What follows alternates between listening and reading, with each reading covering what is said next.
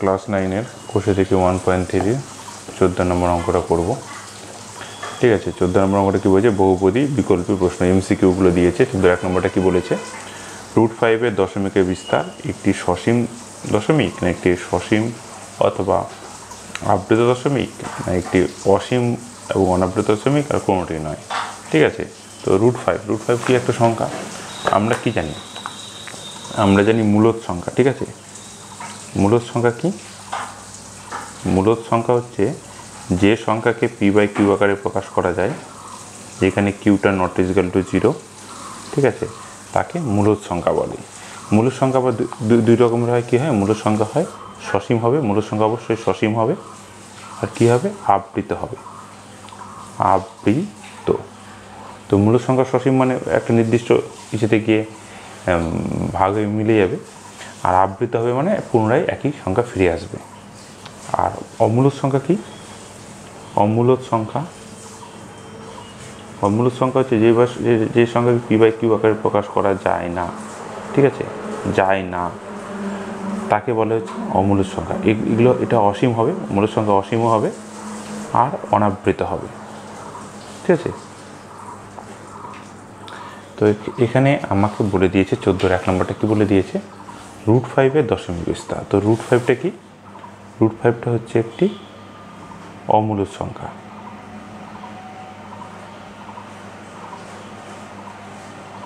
অমূলদ সংখ্যা, তাহলে অমূলদ সংখ্যা কী হবে, √5 দশমিকের বিস্তারটা হবে একটা অসীম অনাবৃত। ঠিক আছে, তাহলে √5 দশমিক বিস্তারটা কী হবে, অসীম হবে এবং অনাবৃত হবে। ঠিক আছে, অসীম হবে আর অনাবৃত হবে।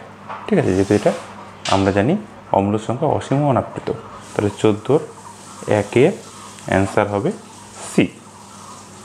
ঠিক আছে, সেটা হবে একটি অসীম এবং অনাবৃত।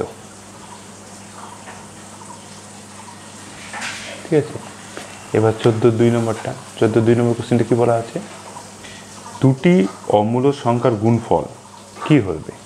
এখানে 4টা অপশন দেওয়া আছে। দেখো এবার দুটি অমূলদ সংখ্যার গুণফল ভালো করে দেখো। 14-2 নম্বরটা, দুটো অমূলদ সংখ্যা যদি নিই, একটা √2, একটা হচ্ছে √3, এরাও দুটো অমূলদ সংখ্যা, এদের গুণফল কি, √6, এটা কি একটা, এটা একটা হচ্ছে অমূলদ সংখ্যা। আবার দুটো অমূলদ সংখ্যা নিলাম, √2 ইন্টু √2, এটাও অমূলদ সংখ্যা, এটাও অমূলদ সংখ্যা, এদের গুণফল কত, 2। এটা কি, এটা একটা মূলদ সংখ্যা। তাহলে কী বলতে পারি, তাহলে বলতে পারি দুটো অমূলদ সংখ্যার গুণফল সর্বদাই অমূলদ সংখ্যা না সর্বদাই মূলদ সংখ্যা না সর্বদা একটি পূর্ণ সংখ্যা না মূলদ কিংবা মূলদ সংখ্যা। এখানে দেখতে পাচ্ছি মূলদ হচ্ছে অমূলদ হচ্ছে, তাহলে মূলদ কিংবা অমূলদ সংখ্যা। তাহলে 14-2-এর অ্যান্সারটা হচ্ছে ডি, মূলদ কিংবা অমূলদ সংখ্যা, এটা হলো অ্যান্সার 14-D। 2-এর ডি নম্বরটা হচ্ছে 3 নম্বরটা। এবার 3 নম্বর কোশ্চেনটা কী বলেছে, পাই এবং 22/7 সংখ্যা দুটো কি, পাই, দেখুন পায়ের মান কি, পায়ের মান আমরা অরিজিনালি জানি, পায়ের মান হচ্ছে 3.1428 করে এরকম করে চলতে থাকে। আর পাই একটা সবসময়, যেহেতু এটা হচ্ছে একটা অসীম আর অনাবৃত, তাহলে এটা হচ্ছে অমূলদ সংখ্যা, অমূলদ সংখ্যা। ঠিক আছে, আর 22/7টা কি, 22/7 তো p/q আকারে করিয়ে দেওয়া আছে, তাহলে এটা অবশ্যই মূলদ সংখ্যা, মূলদ সংখ্যা। তাহলে 14-3 নম্বরটা কী দেওয়া আছে, দেখো এটা কি হবে, পাই অমূলদ সংখ্যা আর 22/7, ডি নম্বর উত্তরটা হবে। তাহলে ডি নম্বর উত্তরটা হবে পাই অমূলদ সংখ্যা এবং 22/7 মূলদ সংখ্যা। এবার হচ্ছে 4 নম্বরটা কি,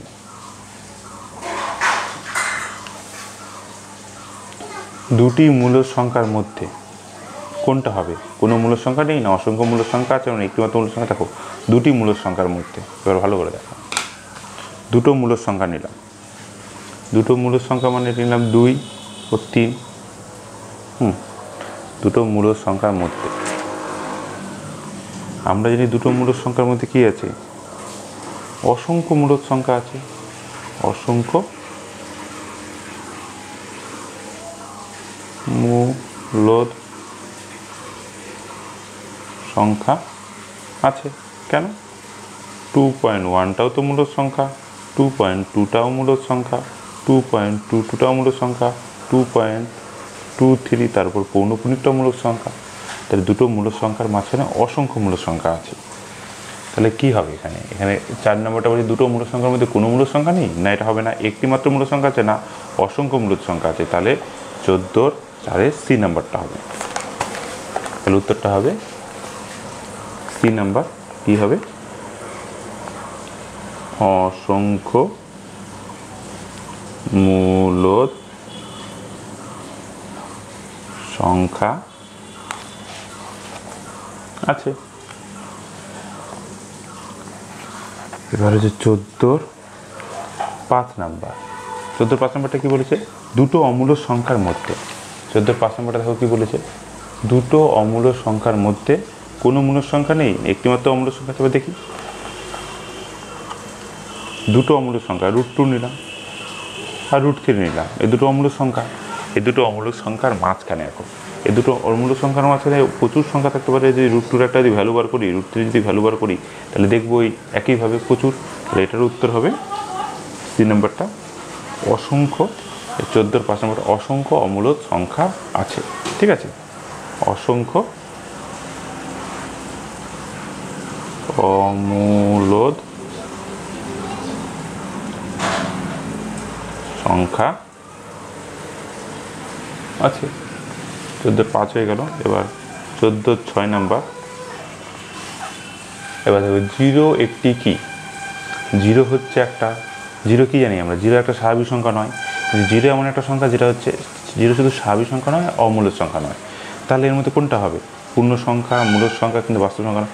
যদি এটা অখণ্ড সংখ্যা হবে, পূর্ণ সংখ্যা হবে, মূল সংখ্যা হবে এবং বাস্তব সংখ্যা হবে, কিন্তু অমূল্য সংখ্যা নয়। তাহলে 0 একটি, ডি এর অ্যান্সারটা হবে 14 ডি নাম্বারটা যদি করি, মানে 14 0 একটি, 0 সংখ্যাটি কি? 0 সংখ্যাটি কি? 0 সংখ্যাটি হচ্ছে একটা অখণ্ড সংখ্যা। অখণ্ড সংখ্যা, পূর্ণ সংখ্যা,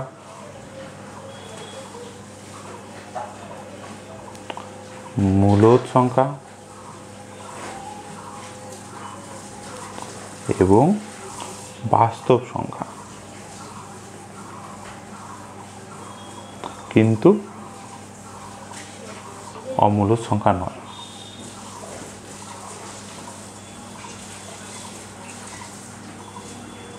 ঠিক আছে, এবার পূর্ণ অঙ্কগুলো করব। একটি উদাহরণ লিখি যেখানে দুটো অমূল্য সংখ্যার যোগফল একটি মূলদ সংখ্যা। ঠিক আছে, তাহলে একটা উদাহরণ লিখি। 15 নাম্বারটা 1। একটি উদাহরণ, দুটি অমূল্য সংখ্যার যোগফল একটি মূলদ সংখ্যা। দুটো অমূল্য সংখ্যা, √5 নিলাম। এটা কি? একটা অমূলদ সংখ্যা।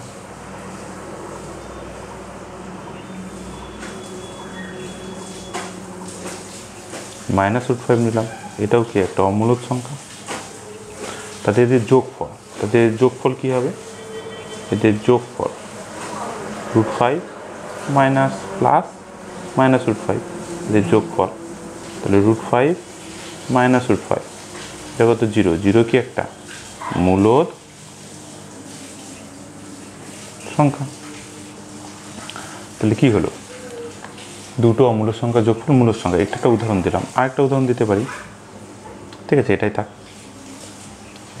এবার হচ্ছে 15 নাম্বারটা কি বলেছে? একটি উদাহরণ লিখি যেখানে দুটি অমূল্য সংখ্যার বিয়োগফল একটি মূল সংখ্যা। তাহলে দুটো অমূল্য সংখ্যা লিখি।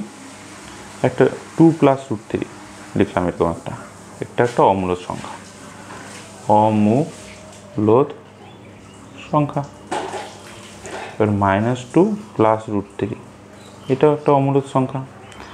বলেছে এমন দুটো সংখ্যা লিখি, দুটো অমূলদ সংখ্যা লিখি যাদের বিয়োগফলটা মূলদ সংখ্যা। তাহলে এটা বিয়োগফল বার করি।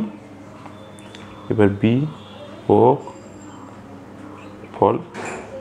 2 + √3 মাইনাস দিয়ে -2 + √3, 2 + √3 মাইনাস +2 -√3 = 4। এটা একটি মূলদ সংখ্যা হয়ে গেল। এবার 3 নম্বরটা কি বলেছে, 1/7 ও 2/7 মধ্যে একটি মূলদ সংখ্যা লিখি। তাহলে দেখো 1/7 একটা মূলদ সংখ্যা আর 2/7 একটা মূলদ সংখ্যা। তো মাত্র একটা মূলদ সংখ্যা লিখতে বলেছে।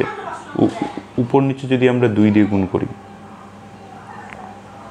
কারণ আমরা হরটা সমান রাখতে হয়, 2/14। এবার উপর নিচে 2 দিয়ে গুণ করলাম,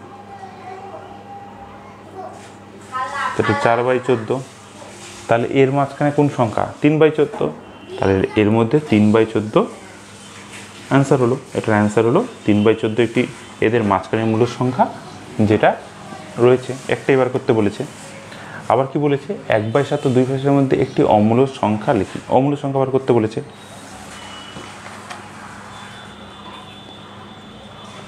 এবার 4 নম্বরটা দেখো, তাহলে 1/7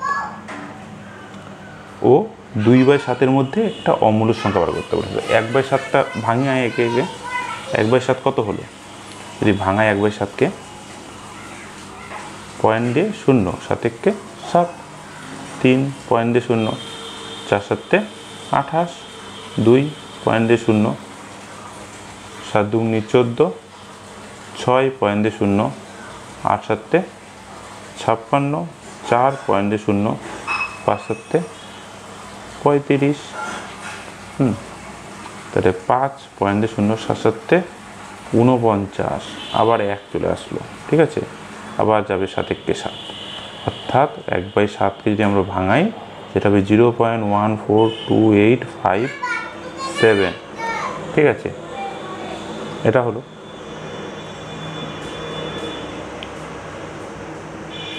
ফিরে ফিরে আসতেছে। আর 2/7কে যদি আমরা ভাঙাই, 2/7কে যদি আমরা ভাঙাই তাহলে দেখো কত হবে, পয়েন্ট দিয়ে 0, 7 × 2 = 14, আবার 6 পয়েন্ট দিয়ে 0, 8 × 7 = 56, আবার 4 পয়েন্ট দিয়ে 0, 5 × 7 = 35, আবার 5 পয়েন্ট দিয়ে 0, 7 × 7 = 49, আবার 1 পয়েন্ট দিয়ে 0, 7 × 1 = 7, আবার 3 পয়েন্ট দিয়ে 0, 4 × 7 = 28, আবার 2 পয়েন্ট দিয়ে 0, 7 × 2 = 14, আবার 6। এটা কত হলো? 0.28571 এটা পৌনপুনিক হচ্ছে, কারণ ফিরে ফিরে আসতেছে। তাহলে আমরা লিখতে পারি 1/7 = কি লিখতে পারি? 0.142857 তাদের পৌনপুনিক। আর 2/7 = কি লিখতে পারি? 0.285714 তাদের পৌনপুনিক। এই দুটোর মাঝখানে একটা অমূলদ সংখ্যা লিখতে বলেছে। তাই 1/4 থেকে 2/8 এর মধ্যে এদের মাঝখানে একটি অমূলদ সংখ্যা হলো, যেটা ফিরে আসবে না, একটি অমূলদ সংখ্যা। অমূলদ সংখ্যা কি অমূলদ সংখ্যা? 0.1522 না 25 করলাম, তাহলে 255 করলাম, 2555 করলাম, 25555 চলতে থাকছে। এটা একটা অমূলদ সংখ্যা যেটা বারবার একই সংখ্যা ফিরে আসছে না। এটা অমূলদ সংখ্যা, কারণ এখানে আলাদা আলাদা সংখ্যা ফিরে আসছে।